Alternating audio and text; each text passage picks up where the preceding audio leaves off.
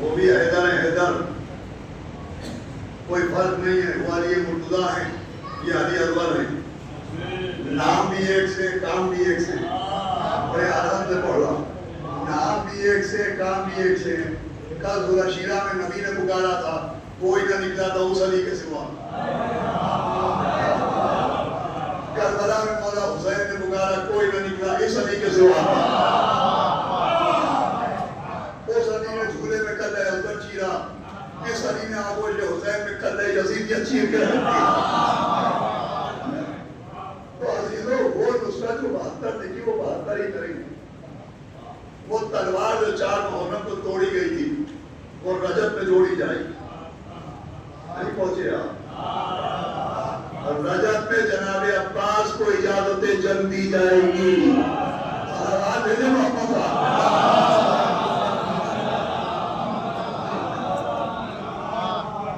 وہ نصرت وہی کریں گے۔ اور السلام علیکم بھائی، آپ کو ہم کیسے نصرت کریں؟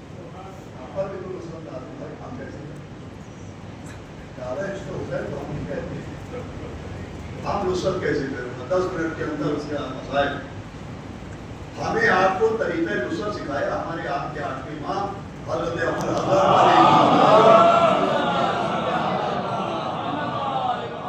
طریقہ نصرت ایسے سکھایا کہ راوی کہتا میں دیکھتا تھا کہ 8ویں امام مستب پر بیٹھے رہتے تھے اور بڑی شان و شوکت سے 8ویں امام رہتے تھے اور لباس بھی بہت بہترین پہنتے تھے۔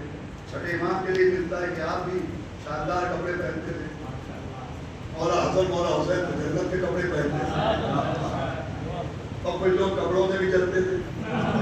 ایک جھوٹا صوفی تھا سفیان ثوری، اس نے ایک دن جب ان کے چھٹے امام سے کہا کہ آپ اتنے اچھے کپڑے اتنے شاندار کپڑے پہنتے، آپ کے نانا رسول خدا تو ایسے کپڑے نہیں پہنتے تھے، آپ کے دادا مولا علی تو ایسے کپڑے نہیں پہنتے تھے، ان کے کپڑوں میں تو پیمان لگا رہتا تھا، وہ تو لیپے خرما کے کپڑے پہنتے تھے۔ تو امام نے فرمایا کہ سنو، تم نے ہمارے نانا اور دادا کے کپڑے دیکھ لیے، زمانہ نہیں دیکھا۔ کہ ہمارے نانا اور دادا کا زمانہ غربت کا زمانہ تھا، اگر ہمارے نانا اور دادا ایسے کپڑے پہنتے تو غریبوں کی دل آزاری کا سبب بنتا۔ آج شان و شوکت کا زمانہ ہے، آج اگر ہم ویسے کپڑے پہنیں گے تو ہمارے شیعوں کی ذلت کا سبب بنے گا۔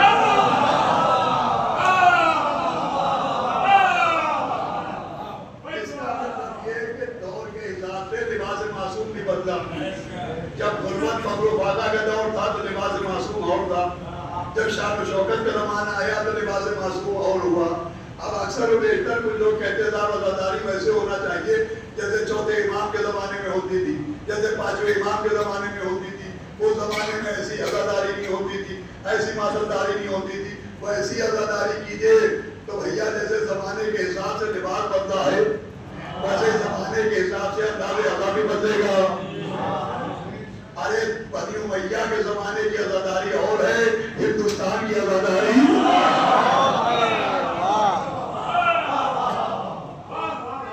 میں کہوں گا یہ کیسی مجلس ہوئی علی گنج میں؟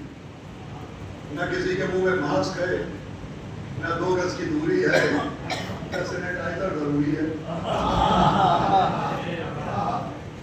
ویسی مجلسیں ہو جیسی کورونا کے زمانے میں، منہ پہ ماسک ہو، 2 گز کی دوری ہو، سینیٹائزر ضروری ہو، مسافر کو دیکھ کے ایسے بھاگے جیسے سانپ کا پن دیکھ کے بھاگے۔ صلوات بھیجے محمد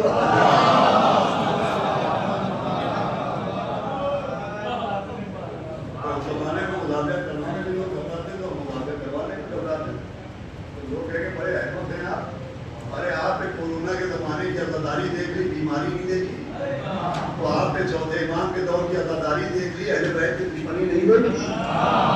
صلوات بھیجے محمد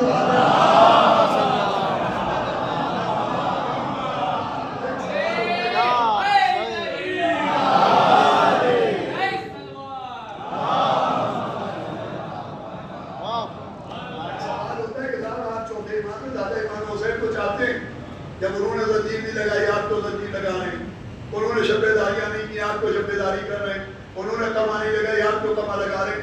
آپ چوتھے امام سے زیادہ امام حسین کو چاہتے ہیں تو قیامت میں جناب مختار سے پوچھئے گا کہ آپ چوتھے امام سے زیادہ امام حسین کو چاہتے تھے، وہ تو گھر میں بیٹھے رہے، آپ انتقام لیتے رہے۔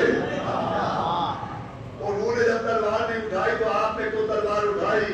तो एक ही जवाब है कि चौथे इमाम है वारिस हुसैन, मुख्तार है आशिक हुसैन। अरे वारिसों के काम और होते हैं, आशिकों के काम